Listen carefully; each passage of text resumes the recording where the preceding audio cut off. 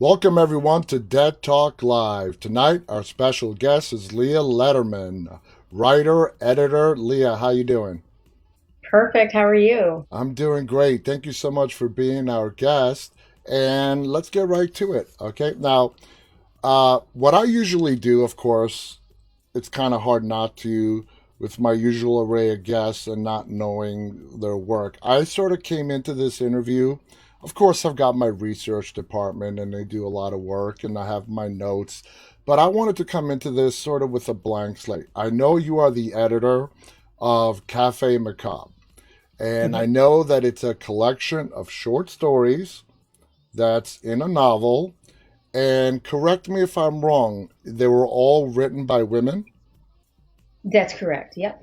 Okay, great. So tell us about Café Macabre. Now, there's a second book too, Café Macabre 2, correct? Yeah, I didn't get real creative with that title.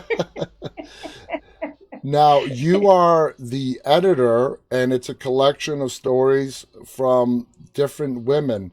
Now, the women who submit these stories, are they published editors? How do you go about the criteria of picking these women out? That's a really good question because it kind of formed the basis of this whole collection. Both of them. It's yeah, they're short stories and artwork by women. Because each short story was accompanied by a piece of artwork, which was kind of cool. Also by female artists. So what I did was because I had access to so many horror authors through my editing, I just had this thought of like, I really need to get these voices together because this is so good. What I Yeah. have in my computer, these women from different parts of the country, and I wanted to get them together. So initially, I had Casey Pierce, Stephanie Menard, and two other gals who were all horror authors, and I liked what they had going on. But I also had this thought because I hate coming onto a horror show and admitting that I am not a horror aficionado by any means. Oh, I just, let me tell you, I have yeah. interviewed actors, actresses, even Okay. filmmakers who are not aficionados, so don't worry I about feel that. better. Okay. Because yeah, I'm a word of mouth editor. So, one horror author, then another, then another. So I went kind of back to my roots where I just knew some women who were writers. And I said, hey, I have an idea. I want you to write me some horror. And I liked that because it went beyond, your usual tropes of Hmm. horror, the trappings. They didn't know the rules. They were just writing about what frightened them. And then, in all honesty, I didn't really have a submission process. This was all by invitation. Um, and some of the women, just a few, I threw in, kind of sprinkled in, weren't even necessarily writers. They were women I knew who were very creative, very Hmm. strong. And I'm an editor, I'm a writing instructor. I figured I can pull it out of you if I have to. And turns out I didn't have to. It was like these women were just like waiting to spill onto the page. So some are horror authors, some are just writers, and some were just strong personalities and with a lot of creative energy that I wanted to tap into. Now, you sort of touched on this a little bit. You had all these stories on your computer. When the idea for the book came to you, did you have enough material to publish the book? Or did you have just enough stories and put the word out there and say, hey, I need stories. I'm putting a book together. How did that come about? Yeah, that's I emailed, I don't know how many people I originally emailed, but I would say just shy of 20 people. And I said, "Hey, I'm going to put this book together. What do you think?" And some of them they were largely positive, but then as it kind of, when it got real, some of them weren't able to for whatever reason or just said they couldn't. So it ended up dwindling down to, oh my gosh, I it's confusing because there's some people wrote more than one story, Uh huh. but so I'm trying to think of the actual number. There's a total of 20 women, artists and writers, in this first book here. Um, So yeah, I'd say I don't know what statistic that Well, is. you don't need the exact number, but like in Café Macabre, the first book, it looks like there's a lot of stories in there. Approximately how many stories are in the first book? There are 14, 2, 4, 6, Wow. 8, 10, 12. Excuse, I know I should know this. It's 13 in the first one and 14 in the second one because I start getting them mixed up. So, yeah, there's 13 in this one, which is kind of, on purpose.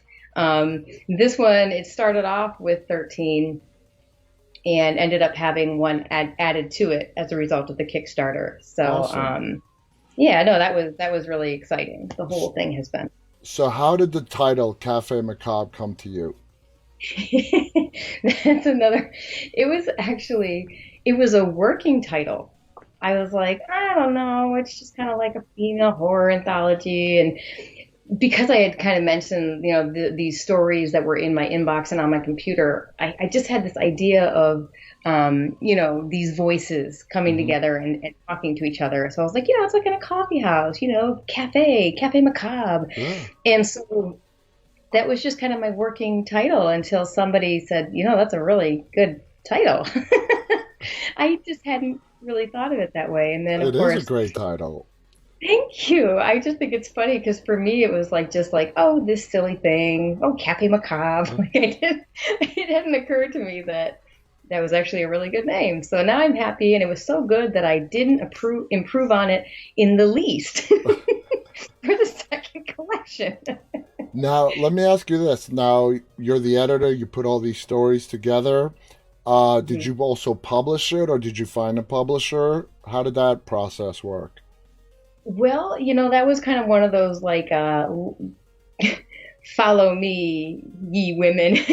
We're just gonna pile forward and do this. And they trusted me, and I think I had gone into the first one fully prepared to just self-publish. And as it happened, the Kickstarter was wildly successful, and we were picked up by Source Point Press, which is really exciting because they are huge, especially at least in horror and Yeah. comics and things of interest.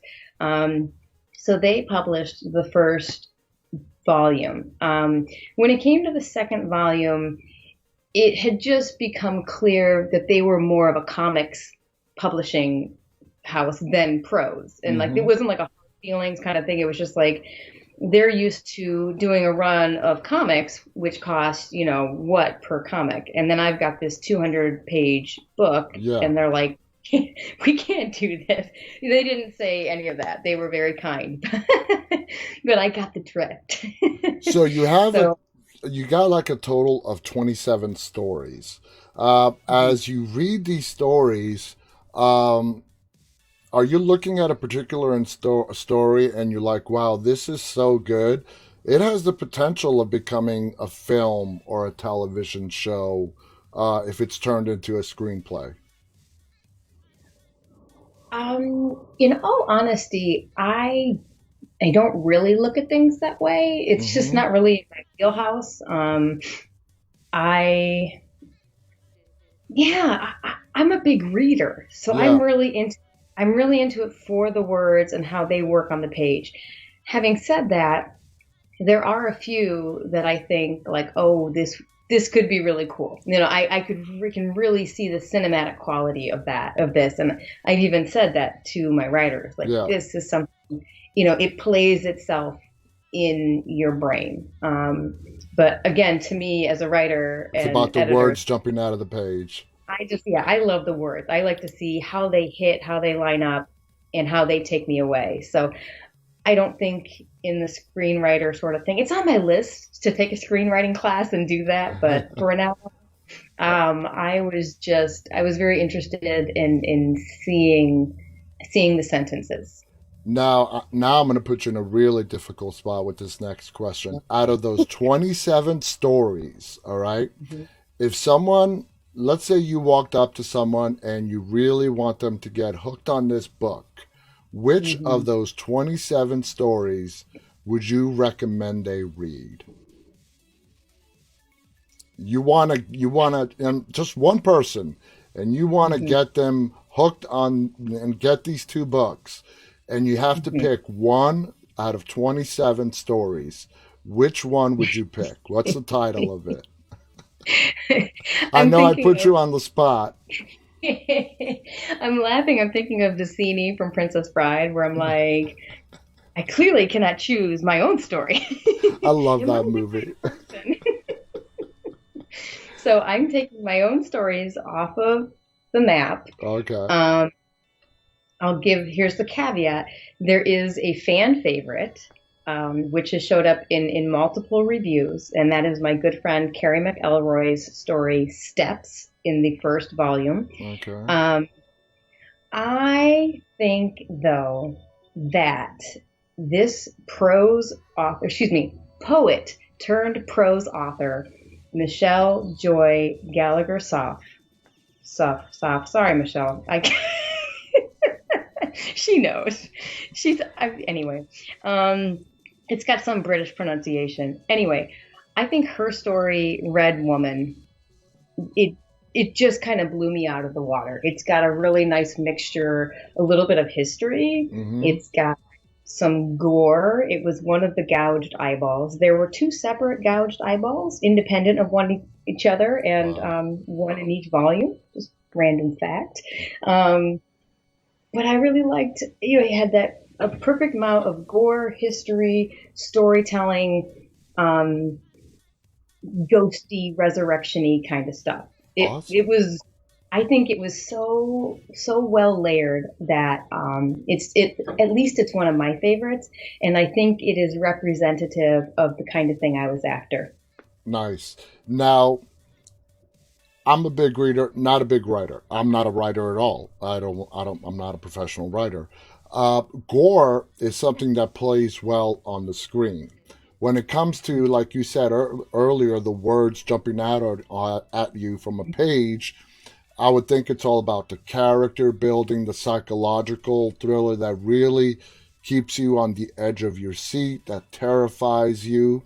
Now, when we're looking at the stories in both these volumes, you mentioned there is a fair amount of gore, but in your opinion, how does the gore, for you, how do they jump off the page for you when it comes to the gore parts of these stories?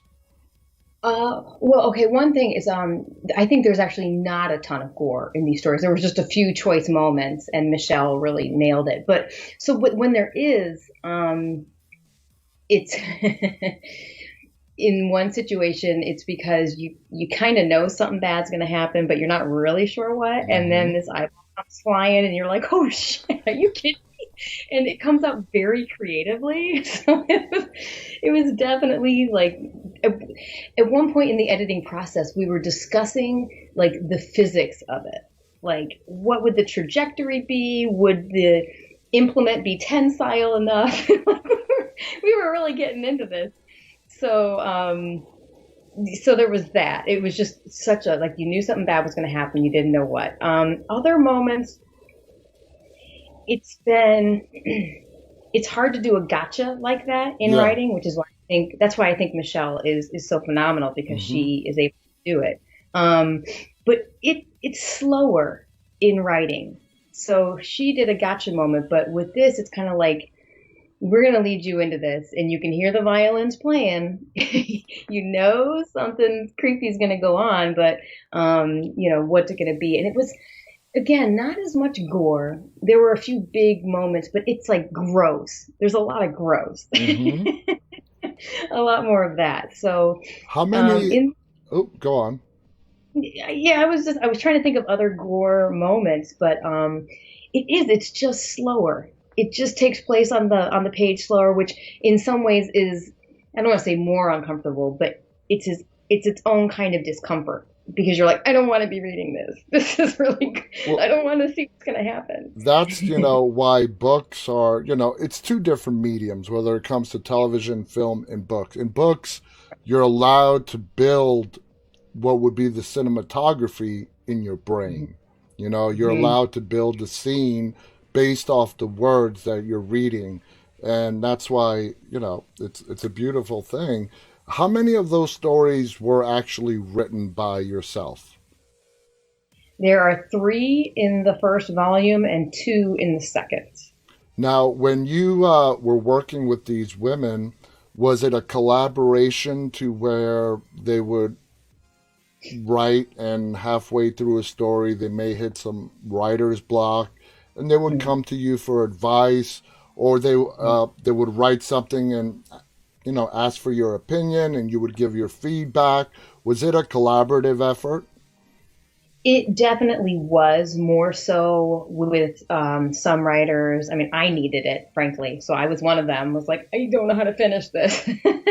um, some people said, like, I've already got this story here, check it out. And so I would give them just notes and feedback, but it was already there. That was Hmm. just, tremendous. um, but there were definitely others where there was back and forth, especially in the first one, not as much in the second. The whole idea with my cafe was I even wanted us as writers to work together a little bit. Hmm. So, and also I'm a writing teacher. I had a peer review and quite, I quite literally had like a sheet of like just 4 or 5 questions. Like, here, would you read each other's work and give feedback? And it was so dorky, but it was really cool because we Yeah, really did workshop. I shouldn't say peer review. I should say workshop. yeah, We told each other like, this really works. This wasn't as strong. Here's my questions. Um, because as the editor, I wanted to make sure that it wasn't just my voice coming through, because then it would just be Cafe Leah. And as wonderful as that sounds to me, I don't know if I quite have the following for that. So, yeah, some of them were much more collaborative. In the second volume, it was definitely a lot of back and forth between myself and writers. My stories going the other way. Like I had to send it to Michelle, send it to my sister, and kind of say like, "Hey, how's this working?" So yeah, some of the stories took more drafts, but it was definitely a sense of arriving. I want to think, although I don't want to ask, I would like to think that it was a a rewarding process yeah, for each writer. yeah. Like this is not me just writing you because you're not writing the story I want you to. This is me keeping at it because I think the story is not where it could be. Okay. So that was kind of where I was at with it. I wanted it to be clearly your story, Yeah. but I'm gonna tell you, hey, maybe try this little tweak over here, that kind of thing. What was the biggest takeaway that you got from volume two that you learned when you put from volume one when you put volume two together? Oh, wow, that's a good question. Well, I learned how to do it faster. I'd say like, don't do the peer reviews, things like that, or don't have a baby while you're in the middle of trying to put a book together. These were some lessons because I was like, wow, Cappy Macabre 2 went so much faster. um, so there was, those kinds of things. I think I had grown a lot as a writer as well and as an editor. So there was a lot. It was like the process of Cafe Macabre is what made Cafe Macabre 2 a lot easier. I just knew better the process. Hmm. Um, I knew, I'm trying, that's a really good question. No one's ever quite posed it like that. I think I was a lot more confident. Okay. Have, Having, I mean, just like I said, I knew the process more and all that, but that whole thing I just talked about of guiding the writers to where I thought the story could be, in the potential.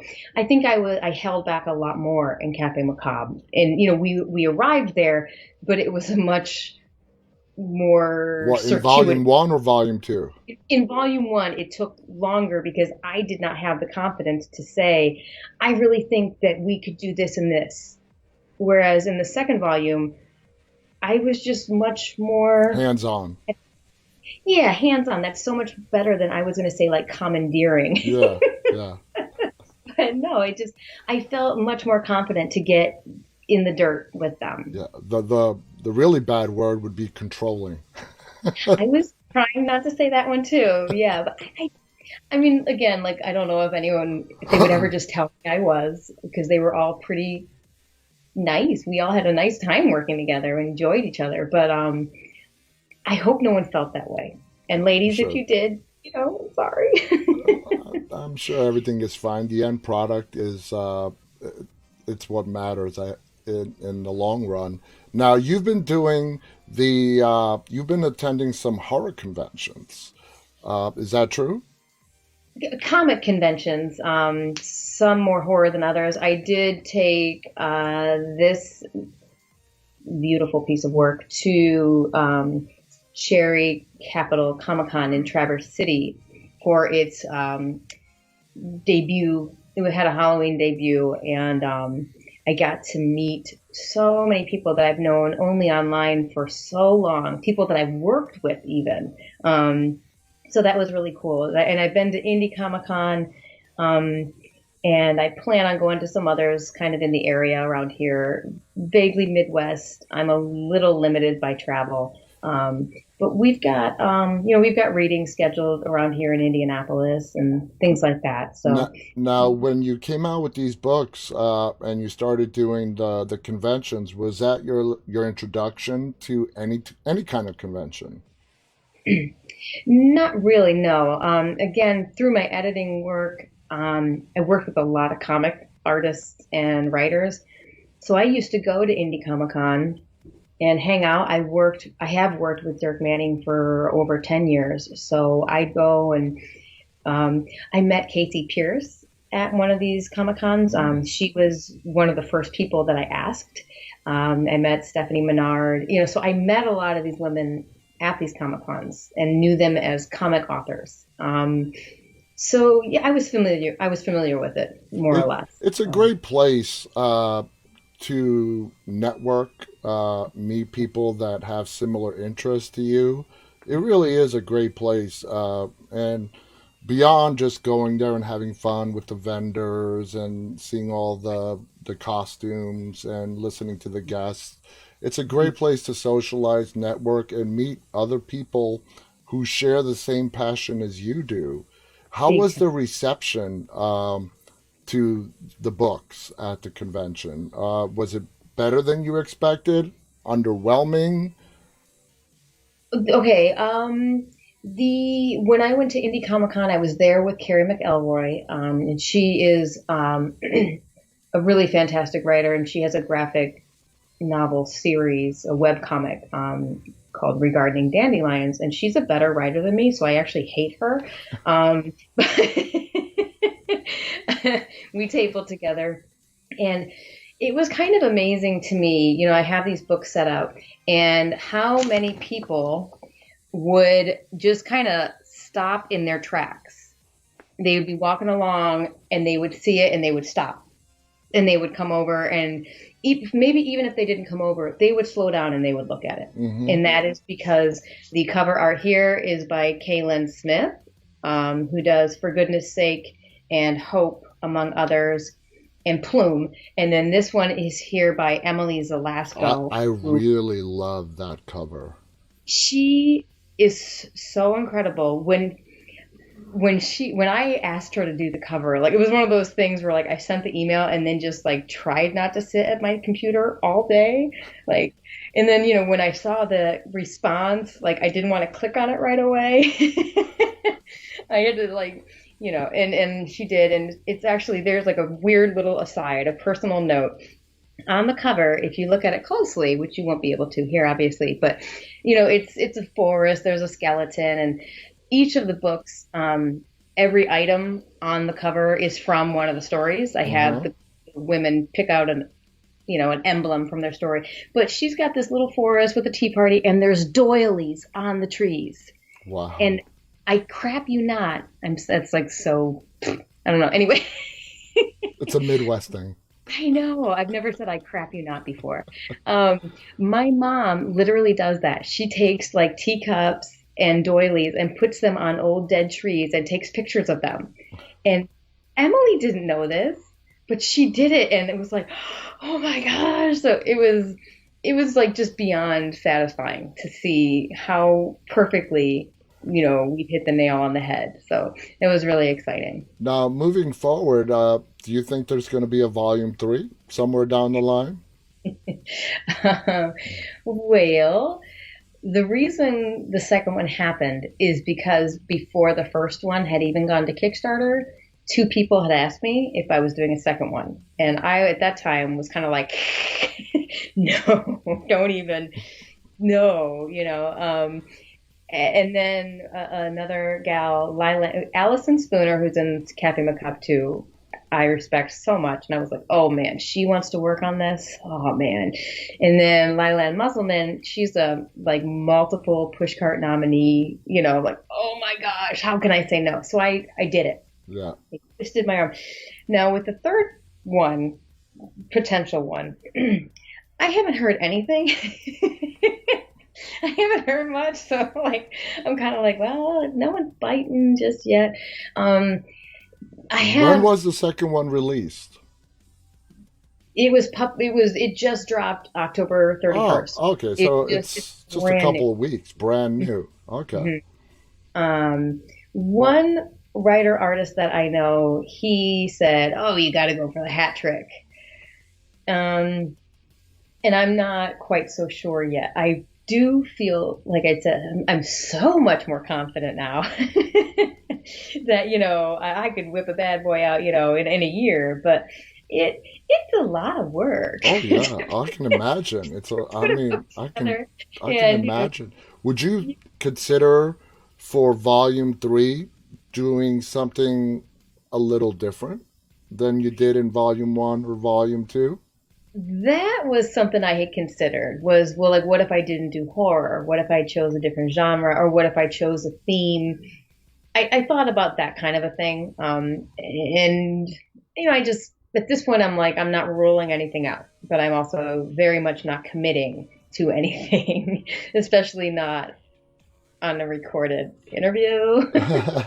So, so when it comes to the stories, you said there was three of them that you wrote. What was your inspiration? You said you're not a horror fan. So what did you use for inspiration to put your stories together? What? Well, yeah, well, it's not that not a horror fan. It's that I'm a huge scaredy cat. Like Yes, there's, yes. I, I'm I don't. married to one. I know. Okay. Like when we had a washer and dryer in the basement, I did not do laundry after dark. Like that's how I am. Hmm. Um, so I had the first story was already kind of written in my head because when we moved into this house, I absolutely felt something run by me that wasn't there. And I was editing, of course. I was laying on the floor, scrawling away. And I looked up at my cat. I looked in the direction where like the trajectory of the wind had gone. There was nothing there. I looked back over at my cat and her eyes were like, bing. And, that terrified me. And still in that same area, there's a photo frame that always gets knocked over. Um, So so that all the was, elements were there just to creep the crap out of you. yeah, so there was that. And I focused on that for my first story, which is just, it's flash fiction. It opens the whole book. And I just kind of turned, and here's like one of the things, like the themes, these books, it's what women fear and how they write about it. Hmm. We have houses, our houses are haunted, okay, but this house was trying to protect the woman. And so, there's just kind of different spins on things, Yeah. like different women, we come at it a little bit differently. Hmm.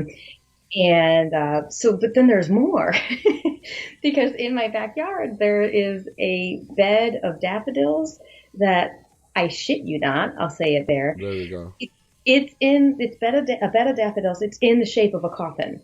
And my husband, he came to me and was like, "Did you see that bed of daffodils?" And I was like, "I know." So that became the That was impetus. like that when you got the house? Hmm. Oh boy. Plus, I had the weird, creepy wind thing Hmm. frame. And then there's one last layer to this, which is when we talk to our neighbor down the street. And this is like quite literally a conversation in one of the stories. I'm talking to the neighbor. I'm like, oh, yeah, I think there were kids there because you can see the outline of like a letter on the door, like you Hmm. would put on a kid's room. Hmm. She said, I've lived here since those houses went up, and I have never seen a child at that house. That's true. God. Oh my God. You know, that's what freaks me out the most. And, probably I hate moving to begin with, but if I were to ever buy another house, I would hire a private investigator to do a complete Yeah. background check on it. Yeah. Yeah. No, no. My family basically was like, you need to go into every single room and like consecrate it with the Bible. Exactly, exactly. I get it. I get it. So, there was that the house itself came up that gave me two separate stories in the two different books. Hmm. There, speaking of how women take things differently, one of my stories was absolutely an interpretation of a time in my life when I had kind of like I had stepped out of the box Hmm. that was allowed for me. And so it's like not that women are punished or what have you, but like there are consequences for it.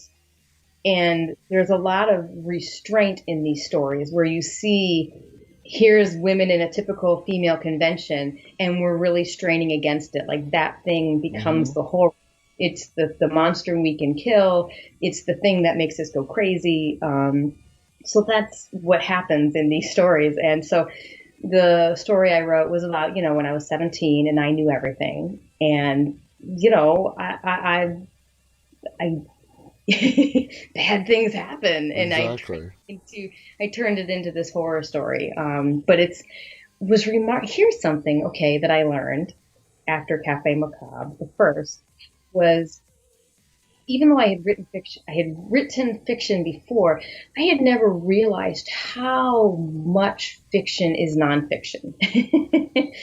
And I think that that is also something I'm aware of because I am writing a lot of nonfiction now. So it's kind of like, well, wait a second. I'm trying to write about this moment in my life, but it's all here in this story that I Yeah. wrote for a horror collection. So that's been really interesting to see how many of my writers are like, I'm actually writing about this person that I knew, or I'm writing about this thing that happened to me. And I think a lot of horror authors and fiction authors would say the same, but I just find that endlessly fascinating. Just how we take our own experiences and like just wring them dry and hack them with knives and do these horrible things. Some of the best writing, some of the best creative works is a blend, and it's a Yeah. hazy blend of fiction Mhm. and nonfiction blended together. Um, Before we go, I want to ask you. So, I mean, you've been a writer your whole life. When did this passion in you start? Was it like as far back as you can remember? Was it a certain point in your life? Yeah, like I have a long answer. I'll try to give you the short answer. First, before my memory, apparently, I started writing my autobiography. My dad would always say, like, age 4, the poet. Like, I don't know if that's true. I don't remember. But I did. I always journaled in high school, yada, yada. Having kind of gotten back in touch with a few friends from high school, they have more than one has told me independently of each other, "Well, you were always a writer." So, and I'm kind of seeing that now. Like, I just avoided it for a long time. I thought, well, I can get a job and a degree that will actually make me money and then write on the side, Mm-hmm. which some people are able to do. I was not. I ended up getting a degree in English literature. um, and I just ran in circles around writing. I taught writing, I edited other people's writing, and then finally it was in 2015 where I said, "Okay, no, I am going to do this." Mm-hmm. It took me 5 years to say comfortably to someone, "Hey, I'm an editor," and then my goal is in another 5 years, I want to be comfortable saying I'm a writer. And as it happens, on Halloween of 2019, is that right? Yes, 2019. I was in Muncie, Indiana at the release of Café Macabre, and I went to the bar next door because obviously, and I had the book with me, and the bartender said, "Hey, are you a writer?" And I was like, "Yes, I am." And so it worked. I did. I had to finally say, you have to focus on just this. If you try to do all these other things, it's not going to happen. So yeah, it took a long time to get here, but now I have I have my hands everywhere when it comes to writing. I work for two different writers centers. I edit for several different people of all different genres and mediums. Do you want to And continue teaching as well? I I I started the editing because I was leaving teaching. Okay, Because when 2/3 of your paycheck is going to go to daycare, you might as well just stay home. But exactly. I did not want to have the mom gap on my resume. And Yeah. so that was six years ago. And yeah, I'd say in 6 years I feel pretty good about what I've done. I've got three books out and That's awesome. more, and I don't plan on giving this up anytime soon. Like, you can't say you're a writer and then say, I used to be a writer. Like, have you ever heard someone say, No, I used to be a no, writer? no. That's just not what It's happens. So, something that's part of your being, your fiber. It doesn't go away. So yeah. so tell our audience Mm. where they can get Cafe Macabre and Cafe Macabre Volume Two. Sure, yeah. Well, Café Macabre, the first, is available on Amazon, ebook and print. You can get it at my website, which is such a horrible mouthful. I'm so sorry. It's leahmcnaughtonletterman.com. So good luck spelling that. But if you just Google Leah Lederman, I will pop up. See I'm what so she sorry. does.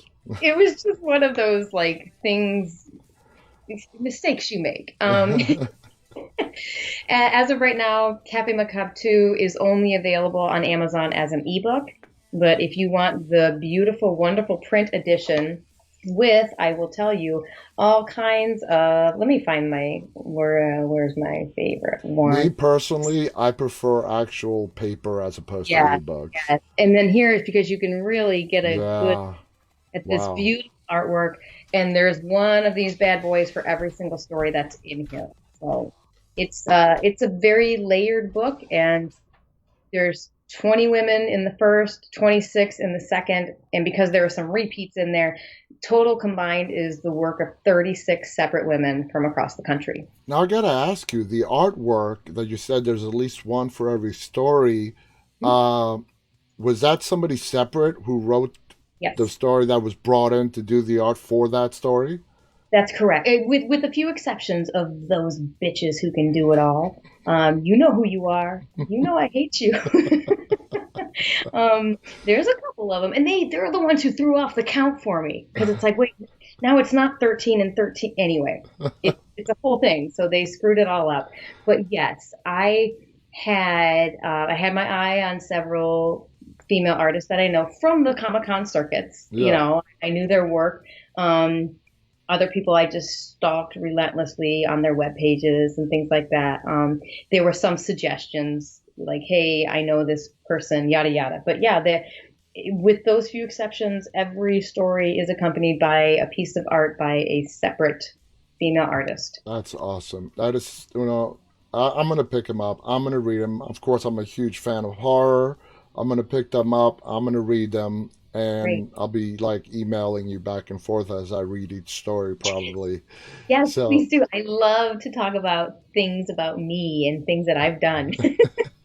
so the books are called Cafe Macabre and Cafe Macabre Volume Two. You can pick them up on Amazon. Check them out. Sounds really fascinating. Leah, thank you so much for being our guest. Any Thank you. final thoughts you want to share before we go? I just got to say, if you want to write, you need to be writing, and no matter what you want to do, you need to be reading. Absolutely. I totally agree with that. Thank you to Leah. Thank you to our audience for tuning in tonight. Until next time, on behalf of Leah Lederman and myself, stay safe, stay walking. Good night, everybody. Thank you.